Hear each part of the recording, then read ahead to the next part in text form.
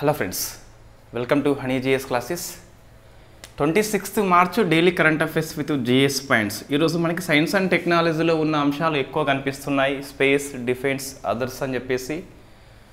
So first చూస్తే very famous poem 3 వార్తల్లో ఉంది. సో పోయం 3 అనేది ఎందుకు వార్తల్లో వచ్చింది అంటే ఒక మైల్ స్టోన్ సాధించింది. ఏ మైల్ స్టోన్ అంటే అది జీరో డెబ్రిస్ ఎంట్రీ అని చెప్పేసి, జీరో డెబ్రిస్ ఎంట్రీ రీఎంట్రీ అని చెప్పేసి ఒక మైల్ స్టోన్ని సాధించింది. సో మనం డిస్కస్ చేయాలి ఇక్కడ పోయం 3 అంటే ఏంటి, జీరో డెబ్రిస్ రీఎంట్రీ అంటే ఏంటని చెప్పేసి చూసుకోవాలి. ఏబిపిఎస్ గ్రూప్ 2 మెయిన్స్ కోసము ఈ క్వశ్చన్ మనం ఎక్స్పెక్ట్ చేయవచ్చు, లేదా టీఎస్పిఎస్సి గ్రూప్ 1 గ్రూప్ 2 కోసం కూడా ప్రశ్న రావచ్చు. సో ఫస్ట్ మనం పోయం 3 అంటే ఏంటి మనం ఇంతకుముందు డిస్కస్ చేసి ఉన్నాము. పోయం అంటే సో ఇది పిఎస్ఎల్వి రాకెట్కి చెందిన టెక్నాలజీ. పిఎస్ఎల్వి సో ఇది మనకి very famous known as working horse of ISRO అని చెప్పేసి పిలుస్తాం. వై? బికాస్ ఎక్కువ పిఎస్ఎల్వి ప్రయోగాలు సక్సెస్ అయినాయి కాబట్టి మనకి వర్కింగ్ హార్స్ అని చెప్పేసి, గెలుపు గుర్రం అని చెప్పేసి పిలుస్తాం. అదే జిఎస్ఎల్విని మనము నాటి బాయ్ అని చెప్పేసి పిలుస్తాం. వై? బికాస్ అది సక్సెస్ అవుతుందా లేదా మనము చెప్పలేం కాబట్టి నాటి బాయ్ అని చెప్పేసి పిలుస్తాం. రైట్, ఫస్ట్ మనం పిఎస్ఎల్వి చూసుకున్నట్లయితే మొత్తం 4 స్టేజ్లు కలిగి ఉంటుంది. సో 1, 2, 3, 4 అని చెప్పేసి ఉంటుంది. 1, 2, 3, 4. సో భారతదేశంలో ద్రవ ఇంధనాన్ని వెరీ ఫస్ట్ టైం ఉపయోగించిన రాకెట్గా పిఎస్ఎల్వి వెరీ ఫేమస్. ఇది ఘన, ఇది ద్రవ, ఘన, ద్రవ అని చెప్పేసి 4 స్టేజ్ల్లో ఉంటుంది. జిఎస్ఎల్వి ఓన్లీ 3 స్టేజ్లో ఉంటుంది. సో మనకి మీద ఈ 4th స్టేజ్లో మనకి ఇన్ఫ్యాక్ట్ పెలోడ్స్ అని చెప్పేసి ఉంటాయి. అంటే పెలోడ్స్ మీన్స్ మనకి ఏమొస్తుందంటే ఈ అంతరిక్షంలోకి రాకెట్ పంపేది ఏదైనా పెలోడ్స్ అని చెప్పేసి పిలుస్తున్నాం. మోస్ట్లీ అవి శాటిలైట్స్ అయి ఉంటాయి, ఉపగ్రహాలు అయి ఉంటాయి. జనరల్గా మనకి ఏమవుతుందంటే రాకెట్ ప్రయోగం అనంతరము సో ఫస్ట్ స్టేజ్ విడిపోతుంది, సెకండ్ స్టేజ్ విడిపోతుంది, థర్డ్ స్టేజ్ విడిపోతుంది. సో ఇన్ఫ్యాక్ట్ థ్రస్ట్ ఉంటుంది, ద్రవ ఇంధనము లేదా ఘన ఇంధనము అని చెప్పేసి. రాకెట్ పైకి పోవాలంటే ఇంధనం అవసరం ఉంటుంది, న్యూటన్ థర్డ్ లా ప్రకారం పనిచేస్తుంది. రైట్, ఈ 3 అనేవి విడిపోయిన అనంతరం జనరల్గా ఈ గురుత్వాకర్షణ కారణంగా మనకి ఇన్ఫ్యాక్ట్ కిందికి వస్తాయి, ఎక్కువ మనకి సముద్రంలో పడిపోతాయి. అంటే ఈ 3 స్టేజ్లు అనేవి చూస్తే ఆకాశంలో ఉండిపోవు, భూమి మీదకి వస్తాయి, సముద్రంలో పడిపోతాయి. సో ఇక్కడ చూస్తే మనకి 4th స్టేజ్ ఉంది కదా, ఇది గురుత్వాకర్షణ దాటి మీదకి వెళ్తుంది కాబట్టి ఆకాశంలో మనకి ఉండిపోతుంది. దాన్ని మనము సో ఈ 4th స్టేజ్ ఏదైతే ఉందో ఈ ప్రయోగ అనంతరము ఉపగ్రహాన్ని నిర్ణీత కక్షలో ప్రవేశపెట్టిన అనంతరము అంతరిక్షంలోని మనకి ఉండిపోతుంది. దీన్ని మనము డెబ్రిస్ అని చెప్పేసి పిలుస్తున్నాం, లేదా శిథిలము అని చెప్పేసి తెలుగులో పిలుస్తాం. సో 4వ స్టేజ్ ఏదైతే ఉందో గురుత్వాకర్షణ లేని కారణంగా ఇన్ఫ్యాక్ట్ అక్కడే మనకి ఉండిపోతుంది, శిథిలంగా ఉండిపోతుంది. అయితే ఇస్రో ఇటీవల మనకి ఏం చేస్తుంది అంటే ఈ 4వ దశని ఒక ప్రయోగాలకి వాడుకుంటుంది. సో దాన్ని మనం పోయం అని చెప్పేసి పిలుస్తున్నాం. సో మనకి 2 అర్థమైన, డెబ్రిస్ అంటే అర్థమైంది, శిథిలం అని చెప్పేసి పిలుస్తున్నాం. ఇన్ఫ్యాక్ట్ పోయం అంటే ఏంటి అంటే పిఎస్ఎల్వి, పి అంటే మనకి పిఎస్ఎల్వి వస్తుంది, ఆర్బిటల్ ఎక్స్పెరిమెంటల్ మాడ్యూల్ అని చెప్పేసి పిలుస్తున్నాం. అంటే 4వ స్టేజ్ అనేది శిథిలంగా ఉండకుండా సో ఒక స్టెబిలైజ్డ్ ప్లాట్ఫామ్గా ఉంటుంది. స్టెబిలైజ్డ్ ప్లాట్ఫామ్ ఇన్ఫ్యాక్ట్ ఇది భూమి చుట్టూ స్థిరంగా తిరుగుతూ కొన్ని ఉపగ్రహాలని కక్షలోకి ప్రవేశపెడుతుంది. సో ఆ ఉపగ్రహాల పని అనంతరము ఇది అంతరిక్షంలోనే మనకి ఉండిపోతుంది. సో దాన్ని మనము శిథిలం అని చెప్పేసి పిలుస్తున్నాం. పోయం అంటే ఏం లేదు, 4వ దశని కొన్ని ప్రయోగాల ప్లాట్ఫామ్గా ఉపయోగం చేసుకుంటున్నాం. స్టెబిలైజ్డ్గా ఉంటుంది కాబట్టి దీన్ని స్టెబిలైజ్డ్ ప్లాట్ఫామ్ అని చెప్పేసి పిలుస్తున్నాం. రైట్, దీన్ని వెరీ ఫస్ట్ టైం మనకి పిఎస్ఎల్విసి 53లో ఉపయోగించింది, సెకండ్ టైం పిఎస్ఎల్విసి 55లో, సో థర్డ్ టైం మనకి పిఎస్ఎల్విసి 58 కాబట్టి సో దీన్ని మనం పోయం 3 అని చెప్పేసి పిలుస్తున్నాం. వై కాల్డ్ పోయం 3 అంటే ఈ పోయం అనే టెక్నాలజీని స్టెబిలైజ్డ్ ప్లాట్ఫామ్గా ఉపయోగించి కొన్ని ఉపగ్రహాలని, మ్యాక్సిమం అవి మనకి ప్రైవేటు సంస్థల ఉపగ్రహాలు ఉంటాయి, నానో శాటిలైట్స్ ఉంటాయి. సో ఇన్ఫ్యాక్ట్ 3వసారి కాబట్టి మనకి పోయం 3 అని చెప్పేసి పిలుస్తున్నాం. ప్రశ్న వస్తుంది మనకి పోయం 3 అనేది ఏ రాకెట్లో అంతర్భాగం అంటే మనకి పిఎస్ఎల్విసి 58 అని చెప్పేసి పిలుస్తున్నాం. ఇక్కడ నేను 1 జనవరి 2024లో ప్రయోగించిన పిఎస్ఎల్విసి 58 గురించి డిస్కస్ చేయట్లేదు. సో ఇన్ఫ్యాక్ట్ ఇది మనకు ఎక్స్పోసాట్ని పంపిస్తుంది. సో ఈ ఎక్స్పోలార్ అని చెప్పేసి పిలుస్తాం, ఎక్స్పోలార్ మెట్రీ అని చెప్పేసి పిలుస్తాం. భారతదేశంలో ఈ ఎక్స్ కిరణాల అధ్యయనం కోసం అని చెప్పేసి వెరీ ఫస్ట్ టైం అది. ప్రపంచంలో రెండవది అని చెప్పేసి ఉంటుంది. ప్రపంచంలో ఫస్ట్ మనకి యూఎస్ఏ యొక్క శాటిలైట్ IXPE అని చెప్పేసి ఉంటుంది. సో ఇమేజింగ్ ఎక్స్రే పొలారిమెట్రీ ఎక్స్ప్లోరేషన్ అని చెప్పేసి IXPE ఉంటుంది. అది నాసా యొక్క ఫస్ట్ శాటిలైటు. ఇది ఇండియాది ఇది. సో ఇండియాలో ఫస్ట్ది, ప్రపంచం రెండో అని చెప్పేసి పిలుస్తున్నాం. ఎక్స్ కిరణాల యొక్క మూలాలని అధ్యయనం చేస్తుంది. ధ్రువణం అని చెప్పేసి పిలుస్తున్నాం, మూలాలని పట్టుకుంటుంది. సో మనకి బ్లాక్ హోల్స్ కానీ అవోటి అర్థమవుతాయి. ఇది వేరు, మనం ఇక్కడ క్లాస్లో డిస్కస్ చేయట్లేదు, మనం డిస్కస్ చేసిన అంశమే. అయితే ఈ 58 రాకెట్లో ఉన్నటువంటి 4వ దశలో పోయం ప్రయోగాన్ని డిస్కస్ చేస్తున్నాం. రైట్, ఇప్పుడు మనకు పోయం 1 ఏముంది, పోయం 2 అంటే ఇది సో అక్కడే ఉండిపోయింది. పోయం 3 మనం ఏం చేసినామంటే దీన్ని సో ఇన్ఫ్యాక్ట్ కక్ష యొక్క మార్గాన్ని తగ్గించి 650 km ఎత్తులో ఉన్నటువంటి పోయం 3ని 350 km దగ్గర తీసుకొచ్చి సో క్షేమంగా భూమి మీద తీసుకొచ్చినాం. కాబట్టి దీన్ని సో జీరో డెబ్రిస్ అంటే అంతరిక్షంలో శిథిలంగా ఉండకుండా రీఎంట్రీ అయింది ఎర్త్ అట్మాస్ఫియర్లోకి. సో జీరో డెబ్రిస్, ఎటువంటి శిథిలాన్ని అంతరిక్షంలో ఉంచలేదు, మొత్తం కిందికి తీసుకొచ్చినాము. రీఎంట్రీ అయింది కాబట్టి అట్మాస్ఫియర్లోకి, ఎర్త్ అట్మాస్ఫియర్లోకి రీఎంట్రీ అని చెప్పేసి పిలుస్తున్నాం. ఇంతే అండి. ఏంటి ఫస్ట్ 3 స్టేజులు అనేవి సో గురుత్వాకర్షణ ఫలితంగా కిందికి వస్తాయి, సముద్రంలో పడిపోతాయి, స్పేస్లో డెబ్రిస్గా ఉండిపోవు. ఫోర్త్ అనేది మనకి గ్రావిటీ ఫోర్స్ లేని కారణంగా భూమి యొక్క గ్రావిటీ ఫోర్స్ తప్పించుకొని పోయింది కాబట్టి అక్కడే ఉండిపోతుంది. దాన్ని కొన్ని ప్రయోగాల వేదికగా మనం ఉపయోగం చేస్తున్నాం, అది పోయం అని చెప్పేసి పిలుస్తున్నాం.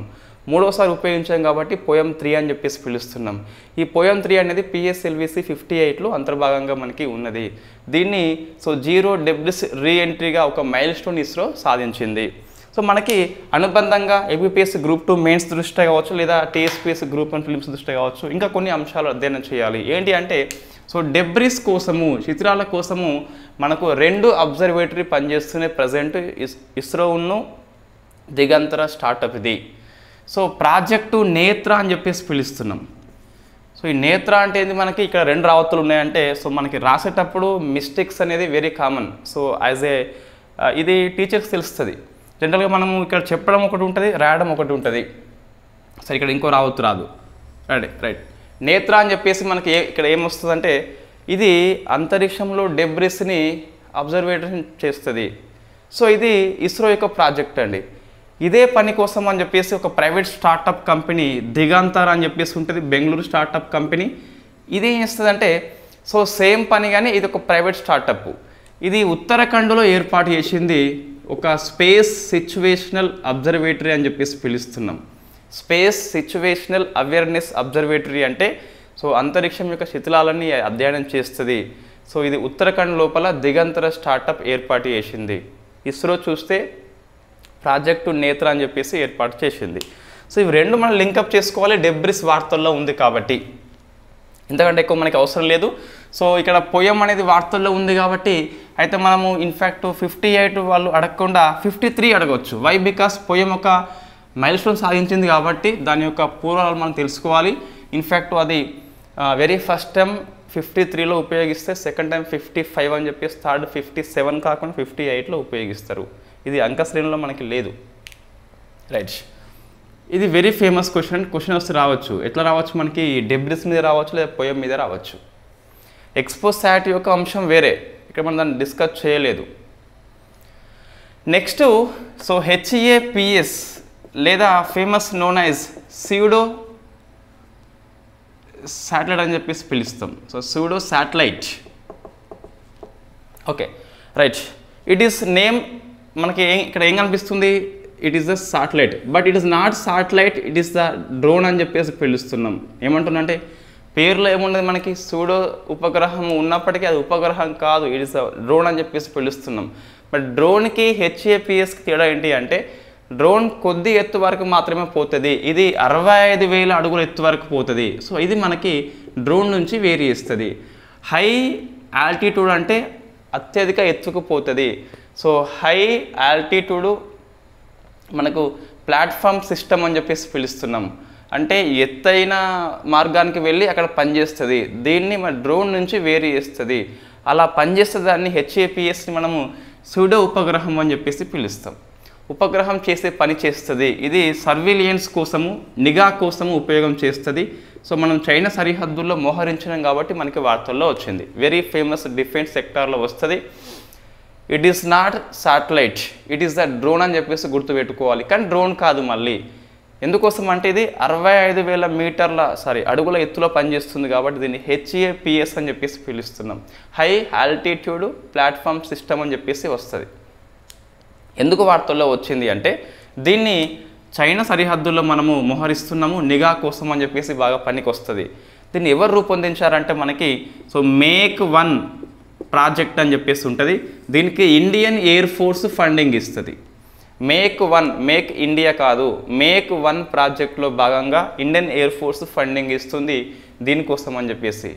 ఈ ఫండింగ్ ఉపయోగం చేసుకొని ఎవరు దీన్ని డెవలప్మెంట్ చేసినారంటే వేద ఏరోనాటిక్స్ సంస్థ. దీనికి దుబాయ్ కంపెనీ హెల్ప్ చేస్తుంది, అది మీరా ఏరోస్పేస్. సో మనం ఏం గుర్తుపెట్టుకోవాలి, ఈ ఏరోనాటిక్స్ ఏరోస్పేస్ మీద దృష్టి పెట్టద్దు, వేద మీరా మీద దృష్టి పెట్టాలి.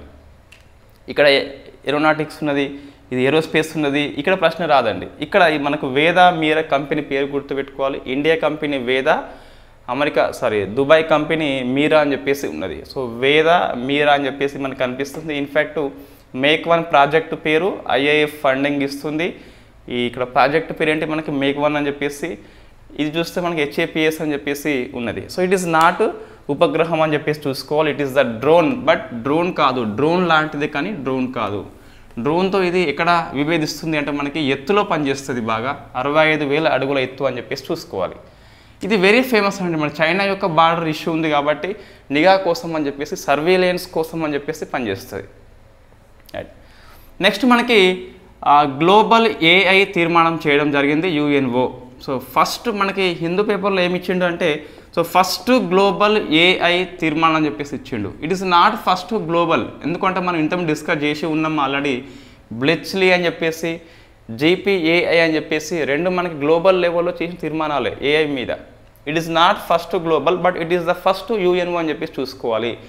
ఆర్టిఫిషియల్ ఇంటెలిజెన్స్ మీద యుఎన్ఓ యొక్క ఫస్ట్ తీర్మానం కాబట్టి కొంచెం దీన్ని ఎవరు ప్రవేశపెట్టారని చెప్పేసి ఆ పేరు గుర్తుపెట్టుకోవాలి, సరిపోతుంది.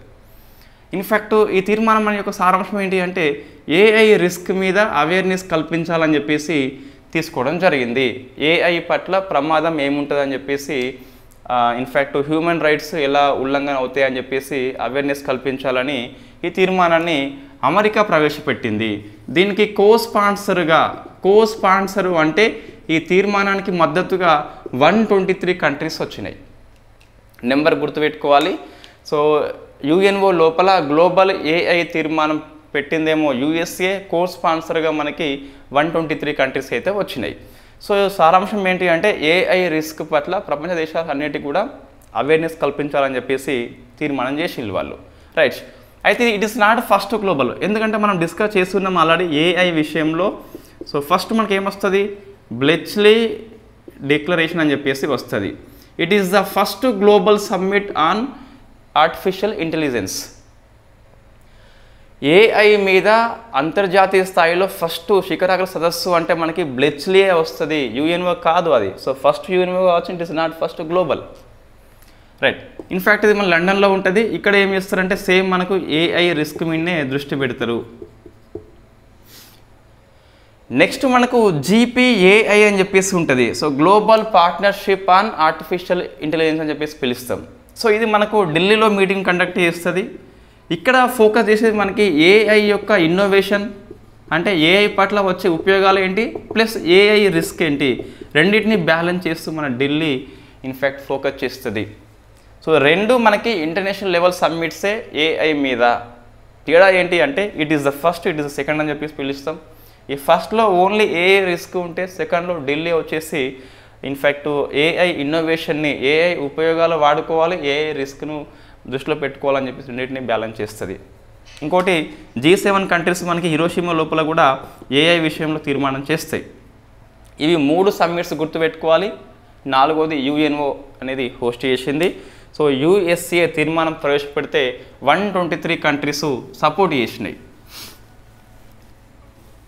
నెక్స్ట్ చూస్తే ఒక హ్యాండ్ బ్యాగ్ క్వశ్చన్ అనేది మనకి దాదాపుగా రాకపోవచ్చు అండి. సో చూస్తే మనకి పేపర్లో వచ్చింది ఈనాడులో ప్రపంచంలో అతి చిన్న హ్యాండ్ బ్యాగ్ అని చెప్పేసి ఇవ్వడం జరిగింది. దీన్ని కోపర్ని సంస్థ తయారు చేస్తుంది, ఫ్రెంచ్ కంపెనీ అని చెప్పేసి. సో కోపర్ని కంపెనీ పేరేంటి? కోపర్ని, ఫ్రెంచ్. దీనికి హెల్ప్ చేసిన వ్యక్తి మనకు ఇన్ఫ్యాక్ట్ గ్రీకు శాస్త్రవేత్త లౌడిస్ అని చెప్పేసి ఉన్నాడు. సో హ్యాండ్ బ్యాగ్ బరువు ఎంత అంటే మనకు 37 గ్రాములు అని చెప్పేసి ఉన్నది. ఘన పరిమాణం చూస్తే మనకు 27.16 సెంటీమీటర్ క్యూబ్ అని చెప్పేసి ఉన్నది. సో మనకి ఎలా గుర్తుంటుంది అంటే ఇన్ఫ్యాక్ట్ లేడీస్ ఉన్నారు కాబట్టి హ్యాండ్ బ్యాగ్ ఉపయోగించేది లౌడిస్ అని చెప్పేసి మనం ఇన్ఫ్యాక్ట్ చదువుకోవాలి, ఈజీగా గుర్తుంటుంది.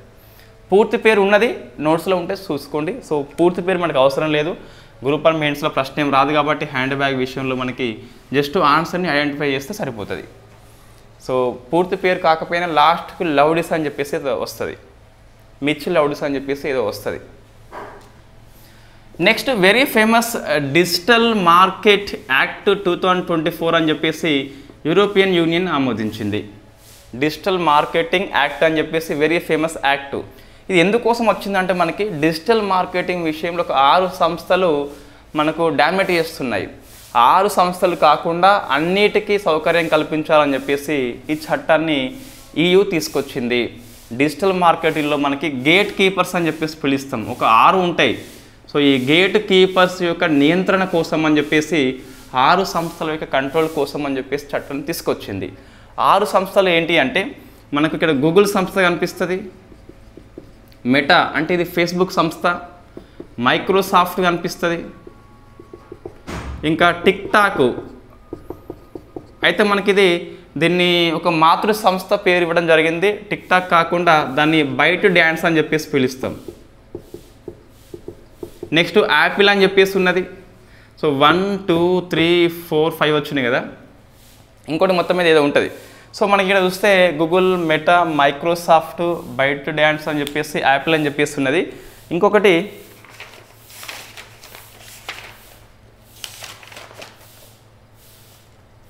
అమెజాన్ ఉన్నదండి. సో అమెజాన్ అని చెప్పేసి ఉన్నది. ఈ 6 కోసం అని చెప్పేసి ఇన్ఫ్యాక్ట్ EU చట్టం చేసింది, నియంత్రణ కోసం అని చెప్పేసి పనిచేస్తుంది.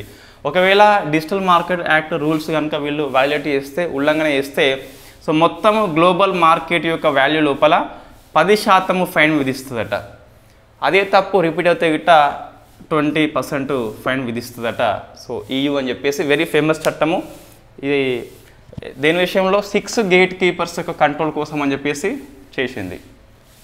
నెక్స్ట్ ఇవన్నీ ఫ్యాక్ట్ క్వశ్చన్సే, ఒక 2 మనం ఎక్స్ప్లెయిన్ అవసరం ఉంటుంది. సో అడాప్ ఐడి అని చెప్పేసి IIT మండి రూపొందించింది. అడాప్ ఐడి అంటే మనకు ఈ OTP కానీ ఇన్ఫ్యాక్ట్ లేదా పాస్వర్డ్ కానీ హ్యాక్ కాకుండా ఒక సాంకేతికత IIT మండి రూపొందించింది. అదే అడాప్ ఐడి అని చెప్పేసి పిలుస్తున్నాం. నెక్స్ట్ ఫ్లడ్ హబ్ అని చెప్పేసి గూగుల్ సంస్థ రూపొందించిన యాప్. ఇది వరదలని అంటే మనకు రివర్ నుంచి వచ్చే ఫ్లడ్స్ని ఒక 7 days ముందే పసిగడుతుందట. అదే మనకి ఫ్లడ్స్ హబ్ అని చెప్పేసి పిలుస్తున్నాం, గూగుల్ యొక్క సాంకేతికత అది. సో నెక్స్ట్ మనకి ఈ 4 ఆర్టికల్స్ ఏమని పర్యావరణ అంశాల కిందకి వస్తాయి. అందులో ఫస్ట్ ఫామ్ అని చెప్పేసి ఉంది. So very famous initiative, India one of the partner కాబట్టి గుర్తుపెట్టుకోవాలి. ఫామ్ అంటే మనకి ఇన్ఫ్యాక్ట్ ఫండింగ్ వస్తుంది ఫస్ట్. సో ఫండింగ్ కలిగిస్తాం ఎవరికి అంటే ఆగ్రోకెమికల్ రిడక్షన్. సో ఆగ్రోకెమికల్ రిడక్షన్ అని చెప్పేసి అంటే ఏమొస్తుంది మనకు, అండ్ మేనేజ్మెంట్ ప్రోగ్రామ్ అని చెప్పేసి ఉంటుంది. ఆగ్రోకెమికల్ అంటే వ్యవసాయంలో రసాయనాల యొక్క తగ్గింపు కోసం అని చెప్పేసి ఫండింగ్ అందించే కూటమి ఇది ఫామ్ అని చెప్పేసి పిలుస్తున్నాం. సో వ్యవసాయ రంగం లోపల రసాయనాల కాలుష్యం తగ్గించాలి, ప్లాస్టిక్ కాలుష్యం అని చెప్పేసి లక్ష్యం పెట్టుకున్నాము. సో కెమికల్స్ తగ్గించాలి, రసాయనాలు తగ్గించాలి. ఎంత 51,000 టన్స్. ఇంకా ఇన్ఫ్యాక్ట్ ప్లాస్టిక్ తగ్గించాలి. సో ప్లాస్టిక్ ఎంత 20,000 టన్స్. సో నెంబర్స్ గుర్తుపెట్టుకోవాలి, India one of the partner కాబట్టి. వ్యవసాయ రంగం లోపల కెమికల్స్ కాలుష్యం కానీ లేదా ప్లాస్టిక్ కాలుష్యం కానీ తగ్గించాలని చెప్పేసి ఈ ఫామ్ అనే కూటమి ఏర్పాటైంది. మొత్తం 7 కంట్రీస్ ఉంటాయి. ఫస్ట్ ఇండియా వస్తుంది కాబట్టి మిగతా 6 కంట్రీస్ మనం గుర్తుపెట్టుకోవాలి. ఒక 3 కంట్రీస్ మనకి సౌత్ ఈస్ట్ ఏషియా అని చెప్పేసి ఉన్నది, ఆగ్నేయ ఆసియా అని చెప్పేసి. లావోస్ ఉన్నది, వియట్నాం ఉన్నది అండ్ ఫిలిప్పీన్స్ ఉన్నది. ఇంకా 3 కంట్రీ చూస్తే మనకు కెన్యా వస్తుంది, ఉరుగ్వే వస్తుంది అండ్ ఈక్వెడర్ వస్తుంది. సో మొత్తం 7 కంట్రీస్ అని చెప్పేసి Kenya, Uruguay, Ecuador, Lao, Vietnam, Philippines, India అని చెప్పేసి ఉన్నది. ఈ ఫండింగ్ ఇచ్చేది ఎవరంటే మనకు ఇన్ఫ్యాక్ట్ ఫస్ట్ ఈ గ్రూప్కి నాయకత్వం ఎవరు వహిస్తున్నారంటే యుఎన్ఈపి ప్రోగ్రామ్.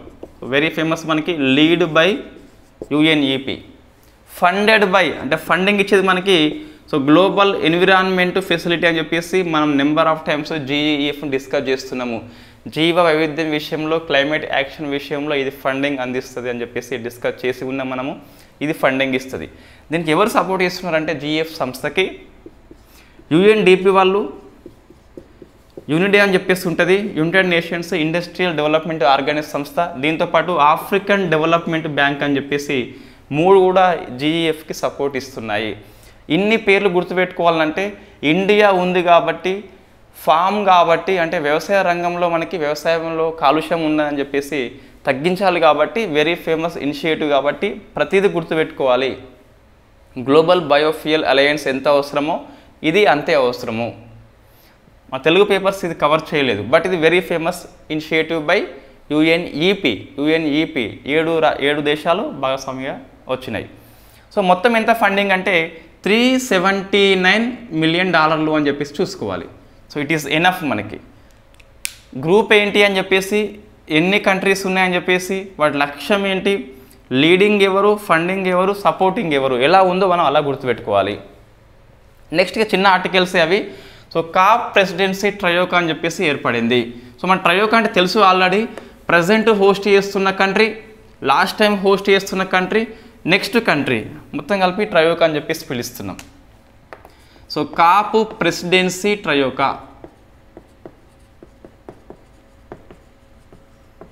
మొత్తం 3 కంట్రీస్ వస్తాయి. ఇన్ఫ్యాక్ట్ మనకి కాప్ 28 అని చెప్పేసి దుబాయ్ హోస్ట్ చేసింది కదా, దుబాయ్ ప్లస్ నెక్స్ట్ కాప్ 29 వచ్చేసి అజర్బైజాన్. సో కాప్ 30 వచ్చేసి బ్రెజిల్. ఈ 3 మనకి ట్రయోకా ఏర్పాటు అయింది. అయితే దీన్ని ప్రారంభించింది ఎవరంటే కాప్ 28 యొక్క ప్రెసిడెంట్ ఎవరు మనకు వెరీ ఫేమస్ సుల్తాన్ ఆల్ జబేరా అని చెప్పేసి మనం డిస్కస్ చేసి ఉన్నాం ఆల్రెడీ. దీన్ని డిస్కస్ చేసినాం మనం క్లాస్ ఆల్రెడీ. సుల్తాన్ ఆల్ జబేరా అని చెప్పేసి మనకి వెరీ ఫేమస్. ఇన్ఫ్యాక్ట్ అతనికి ఈ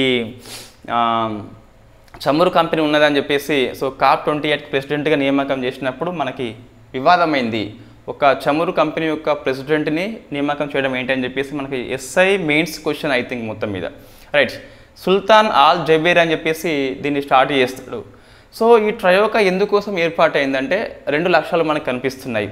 ఒకటి సో రోడ్ మ్యాప్ టు గుర్తుపెట్టుకోవాలి, road map to 1.5 degrees centigrade mission అని చెప్పేసి ఉన్నది. మనం already COP 15 in fact Paris summit అని చెప్పేసి ఉంటుంది, కాప్ 15 ప్యారిస్ అని చెప్పేసి ఉంటుంది. సో అక్కడ మనము ప్రీ ఇండస్ట్రియల్ లెవెల్లో ఉన్న టెంపరేచర్ కంటే 1.5 డిగ్రీస్ పెరగద్దని చెప్పేసి లక్ష్యం పెట్టుకున్నాము. దానికోసం మనం రోడ్ మ్యాప్ సిద్ధం చేయాలి, అది ట్రయోకా యొక్క లక్ష్యం. కాప్ 30 నాటికి మొత్తం మీద రోడ్ మ్యాప్ చేయాలని చెప్పేసి లక్ష్యం మనం పెట్టుకున్నాము. ఫస్ట్ది ఏంటి అంటే సో పూర్వ పారిశ్రామిక స్థాయి 1850 నుంచి 1900 ఇది ఇండస్ట్రియల్ ఫేజ్ అండి. దీనికంటే ముందు ఎంత టెంపరేచర్ ఉన్నదో అంతకంటే ప్లస్ 1.5 కావద్దు అని చెప్పేసి మనం లక్ష్యం పెట్టుకున్నాము, రైట్. అయితే సో దీనికోసం అని చెప్పేసి ఒక రోడ్ మ్యాప్ సిద్ధం చేయాలి, అన్ని కంట్రీస్ యొక్క ఆమోదం తీసుకోవాలని చెప్పేసి ఫస్ట్ లక్ష్యము. సెకండ్ ఏంటి అంటే ఎన్డీసీని 2025 నాటికి అన్ని దేశాలని అప్డేట్ చేపియాలని చెప్పేసి లక్ష్యం పెట్టుకున్నాము. సో మనం డిస్కస్ చేసి ఉన్నాము ఎన్డీసీ అని చెప్పేసి నెంబర్ ఆఫ్ టైమ్స్ డిస్కస్ చేసి ఉన్నాము. So what is the NDC? ఇప్పుడు లక్ష్యం ఏంటి అంటే road map to 1.5 degree centigrade mission అని చెప్పేసి ఉన్నది. ఇంకోటి ఎన్డీసీ 2025 అని చెప్పేసి ఉన్నది. ఎన్డీసీని 25 నాటికి అన్ని కంట్రీస్ అప్డేట్ చేసుకోవాలని చెప్పేసి మన 25th మనకి బ్రెజిల్ అనేది హోస్ట్ చేస్తుంది కదా, ఇది కాప్ 29, ఇది 24 ఇయర్లో వస్తుంది. ఇది కాప్ 30 25 ఇయర్లో వస్తుంది. ఆనాటికి ఇవన్నీ అయిపోవాలని చెప్పేసి రెండింటి విషయంలో తీర్మానం చేసుకోవాలని చెప్పేసి లక్ష్యం పెట్టుకున్నాము. So what is the NDC అంటే మనకు సో ఇన్ఫ్యాక్ట్ అన్ని దేశాలు వాతావరణ మార్పుల యొక్క చర్యల కోసం ఏం చేస్తామని చెప్పేసి జాతీయంగా కొన్ని లక్ష్యాలు నిర్ణయం చేసుకోవాలి. నేషనల్లీ డిటర్మైన్డ్ కంట్రిబ్యూషన్ అని చెప్పేసి పిలుస్తున్నాం. జాతీయంగా నిర్ణయించబడ్డ లక్ష్యాలు ఏంటని చెప్పేసి మనకు అర్థం వస్తుంది. దీన్ని ఇటీవల ఎన్డీసీ వచ్చేసి ఇండియా అప్డేట్ చేసింది. అట్లా అన్ని కంట్రీస్ చేయలేదు కాబట్టి చేయాలని చెప్పేసి లక్ష్యము పెట్టుకున్నది ట్రయోగా గ్రూప్ అని చెప్పేసి రైట్. ఇక్కడ చూస్తే మనకు ఎన్డీసీలో మనం ఇటీవల డిస్కస్ చేసినామండి. ఇండియా ఎన్డీసీని అచీవ్మెంట్ అయింది కాబట్టి ఎన్డీసీ అప్డేట్ చేసింది. సో 31 అక్టోబర్ 2023 నాటికి ఇండియా ఒక 2 ఎన్డీసీని అచీవ్మెంట్ అయింది. ఏంటి అంటే అవి ఒకటి ఎమిషన్స్ ఇంటెన్సిటీ అని చెప్పేసి పిలుస్తున్నాం. Emissions intensity. సెకండ్ వచ్చేసి non fossil energy. So non fossil energy ఈ రెండింటిని మనకు సో 31 అక్టోబర్ నాటికి అచీవ్మెంట్ అయింది కాబట్టి సో ఇండియా ఎన్డీసీని అప్డేట్ చేయడం జరిగింది. సో అన్ని కంట్రీస్ చేయలేదు, ఇండియా మాత్రమే చేసింది. మరి ఏం మనం అచీవ్మెంట్ అయినామంటే ఎమిషన్స్ ఇది అర్థమైంది అంటే ఒక్క యూనిటు జీడిపి ఉత్పత్తి అయినప్పుడు ఆర్థిక వ్యవస్థ లోపల ₹1 జీడిపి ఉత్పత్తి అయితే ఎంత ఎమిషన్స్ వస్తుంది అనేది మనకు ఎమిషన్స్ అని చెప్పేసి పిలుస్తున్నాం. సో ఇన్ఫ్యాక్ట్ ఇది ఎకనామిక్ దృష్టి మనం అర్థం చేసుకోవాలి. ₹1 ఉత్పత్తి చేయాలంటే ఎంత ఉద్గారాలు వస్తాయో చెప్పేది మనకి ఎమిషన్స్ అని చెప్పేసి పిలుస్తున్నాం. ఇన్ఫ్యాక్ట్ ఇక్కడ చూస్తే ఎంత మనకు అంతకుముందు లక్ష్యం అంటే 2005 లెవెల్తో పోలిస్తే 2030 నాటికి 33 నుంచి 35% తగ్గించాలి. 2005 లెవెల్లో ₹1 ఉత్పత్తికి ఎంత ఉద్గారాలు వచ్చినాయో అందులో 2030 నాటికి మనము 1/3 తగ్గించాలని చెప్పేసి లక్ష్యం పెట్టుకున్నాము. దీన్ని అచీవ్మెంట్ అయినాం కాబట్టి మనము ఈ 35ని కాస్త మనము 45 చేసుకున్నామని చెప్పేసి డిస్కస్ చేసిన మనం ఆల్రెడీ. ఇదే ఎమిషన్స్ ఇంటెన్సిటీ అని చెప్పేసి పిలుస్తున్నాం. సో ఉద్గారాల తీవ్రత అంటే అర్థమైంది అంటే 1 యూనిట్ జీడిపి ఉత్పత్తి కావాలంటే ఎంత ఎమిషన్స్ వస్తాయో 2005లో ఆ లెవెల్తో కంపేర్ చేస్తే 2030లో మనము 45కి తగ్గించాలి, సుమారుగా సగం తగ్గించాలి. ₹1 ఉత్పత్తి అయినప్పుడు ఒక 50 ఎమిషన్స్ వస్తే 2005లో 2030 నాటికి మనము ఎంత తగ్గించాలి? 45 అంటే 50 అనుకోండి, పెద్ద ఇబ్బంది ఏం లేదు ఇక్కడ. సో ఎంత ₹1కి 25 రావాలి, సగానికి తగ్గించాలని చెప్పేసి లక్ష్యం పెట్టుకున్నాము. సో ఇదే ఫస్ట్ మనకి అర్థం వస్తుంది అది రైట్. సెకండ్ చూస్తే నాన్ ఫోజిల్ ఎనర్జీ వచ్చేసి మొత్తం ఎనర్జీలో సో 40% అని చెప్పేసి లక్ష్యం పెట్టుకుంటే అక్టోబర్ 1 నాటికి సాధించడం మనం. దీన్ని 40ని కాస్త 50 చేసుకున్నాము. So it is called NDC update. ఈ జాతీయంగా నిర్ణయం చేసుకున్నాం కాబట్టి సో మనకు అన్ని కంట్రీస్ ఇలా చేసుకోవాలని చెప్పేసి ఈ రోడ్ మ్యాప్ చేయాలని చెప్పేసి లక్ష్యం పెట్టుకుంది ఈ కాప్ ప్రెసిడెన్సీ యొక్క ట్రయోగా అని చెప్పేసి పిలుస్తున్నాం. ఇవి రెండు మనకి వెరీ కీలకమైన అంశాలండి. ఎమిషన్స్ ఇంటెన్సిటీ అంటే ₹1 జీడిపికి ఎంత ఎమిషన్స్ బయటకు వస్తుంది. నాన్ ఫోజిల్ మీన్స్ మనకి ఇన్ఫ్యాక్ట్ ఇక రెన్యూవబుల్ అని చెప్పేసి పిలుస్తున్నాం. అంటే సోలార్ కావచ్చు, లేదా విండ్ కావచ్చు, న్యూక్లియర్ కావచ్చు, ఏదైనా మొత్తం మీద అక్కడ ఫోజిల్స్ ఉండద్దు, శిలాజాలు కాకుండా మిగతా సోర్స్ వాడుకోవాలని చెప్పేసి లక్ష్యం పెట్టుకున్నాము.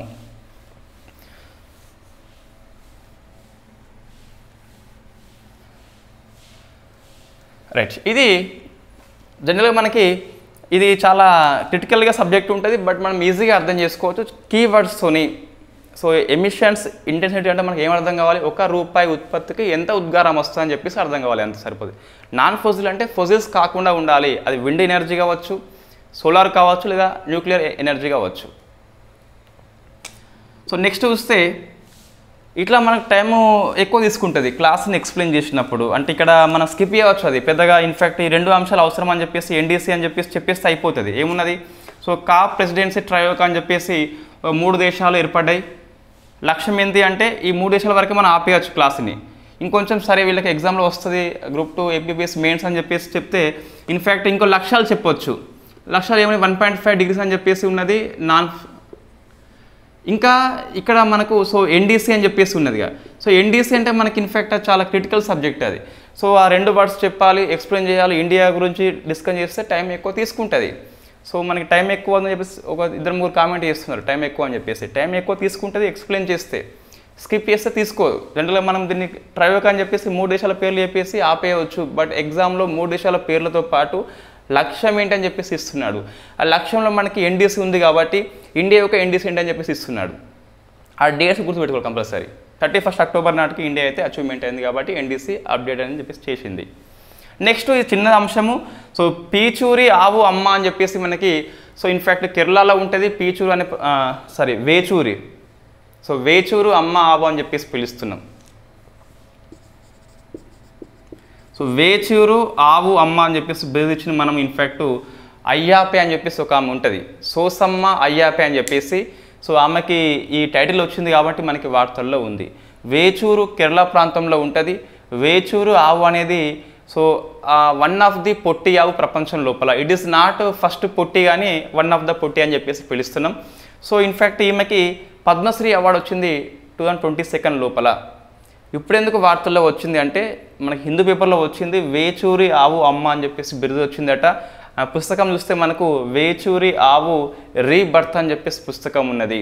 సో ఆమె పేరేంటి మనకి అంటే సోసమ్మ అయ్యాపే అని చెప్పేసి పిలుస్తున్నాం. పద్మశ్రీ అవార్డు గ్రహీత 22nd ఇయర్ లోపల. పుస్తకం ఏంటి ఇన్ఫ్యాక్ట్ మనకు వేచూరి ఆవు రీబర్త్ అని చెప్పేసి ఉంది.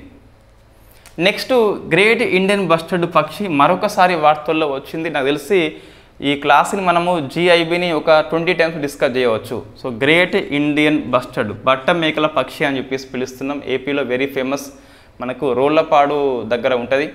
సో ఇది ఎందుకు వార్తలో వచ్చింది అంటే సుప్రీంకోర్టు ది రక్షణ కోసం అని చెప్పేసి కమిటీ ఏర్పాటు చేసింది. సో మన కమిటీ సభ్యులు ఇంకా మనకు ఇన్ఫ్యాక్ట్ అందుబాటులో రాలేదు, బట్ మనం నేర్చుకోవాలి, తెలుసుకోవాలి. సో నేను అప్డేట్ చేస్తాను. అయితే ఈ పక్షికి మనకు రాజస్థాన్లో ఉంటుంది ఎక్కువ, వెరీ ఫేమస్. ఇన్ఫ్యాక్ట్ ఈ రాష్ట్ర పక్షి అని చెప్పేసి పిలుస్తున్నాం. ఏపీలో ఉంటుంది, గుజరాత్లో ఉంటుంది. ఈ 3లలో ఎక్కువ ఉంటుంది. ఈ 3 కాకుండా మనకి కర్ణాటకలో ప్లస్ మహారాష్ట్రలో కూడా 1 or 2 పక్షులు కనిపిస్తాయి.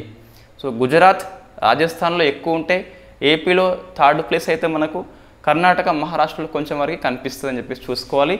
ఎందుకు వార్తల్లో వచ్చింది అంటే సో ఇన్ఫ్యాక్ట్ దీనికి ఈ ఓవర్ హెడ్ లైన్స్ అని చెప్పేసి ఉంటాయి. సో ఓవర్ హెడ్ లైన్స్ విద్యుత్ తీగలు అని చెప్పేసి దీనికి తట్టుకొని మరణిస్తున్నాయట.